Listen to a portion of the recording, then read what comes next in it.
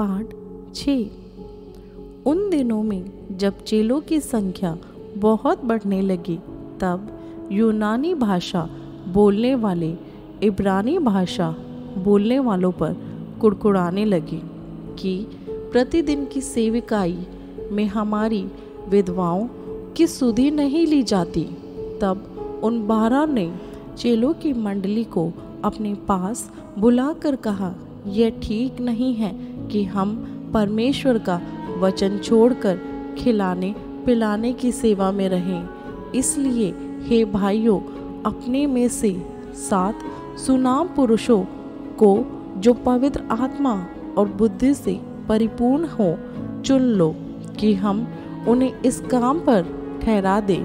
परंतु हम तो प्रार्थना में वचन की सेवा में लगे रहेंगे।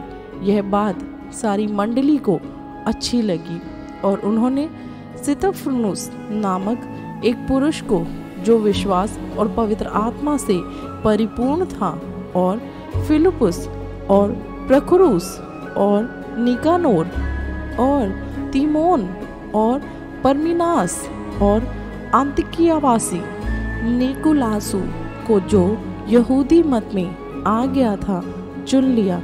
इन्हें प्रेरितों के सामने खड़ा किया और उन्होंने प्रार्थना करके उन पर हाथ रखे। परमेश्वर का वचन फैलता गया और यरूशलेम में चेलों की गिनती बहुत बढ़ती गई और याजकों का एक बड़ा समाज इस मत को मानने वाला हो गया।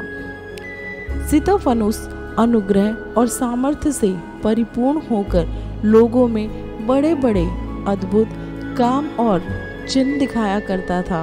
तब उस आराधनालय में से, जो लिब्रतीनों की कहलाती थी, और कुरेनी और सिंकदरिया और किलकिया और एशिया के लोगों में से कई एक उठकर स्तिफनुस ने वाद विवाद करने लगे।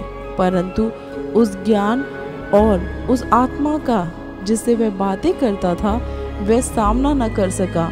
इस पर उन्होंने कई लोगों को उभारा, जो कहने लगे, हमने इसको मूसा और परमेश्वर के विरोध में निंदा की बातें कहते सुना है, और लोगों और प्राचीनों और शास्त्रियों को भड़काकर चढ़ आए और उससे पकड़कर महासभा में ले आए और झूठे गवाह खड़े किए, जिन्होंने कहा, यह मनुष्य इस पवित्र स्थान और व्यवस्था के विरोध में बोलना नहीं छोड़ता, क्योंकि हमने उसे ये कहते सुना है कि यही यीशु नासरी इस जगह को ढा देगा और उन रीतियों को बदल डालेगा जो मूसा ने हमें सौंपी हैं।